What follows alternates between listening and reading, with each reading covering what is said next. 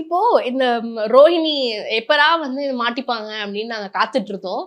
அதே மாதிரி மாட்டிக்கிட்டாங்க. ஆனா முழுசா மாட்டிக்கல. இப்போ வந்து கொஞ்சம் தான் மாட்டியிருக்காங்க.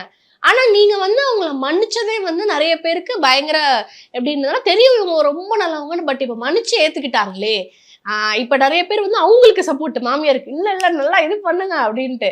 ஆனா நீங்க வந்து டக்குன்னு ரொம்ப மனசு மாறி அவங்கள சரி ஒத்துக்கலாம் அப்படின்னு சொல்லியிருக்கீங்கல்ல. அத பத்தி ஏன்னா சொல்லுங்க. அவளுடைய இதுல பார்க்கும்போது அது அவ கரெக்டா தான் பண்ணா.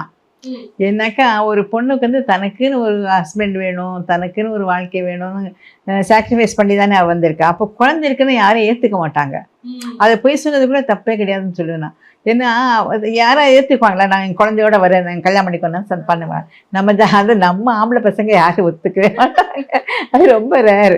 ஓகே. அப்போ அப்போ அவ பக்கத்துல அது நியாயமா இருக்குல்ல. ம், ம், ம். ஏன்னா அவளுக்கு ஒரு லைஃப் வேணும் அப்படின்னு இருக்கும்போது நம்ம எல்லா பொண்ணுங்களுக்கும் ஒரு லைஃப் வேணும்ல. ம். அதனால அதில் பொய் சொன்னதுல கூட ஒரு நியாயம் இருக்கிற மாதிரி தோணும்.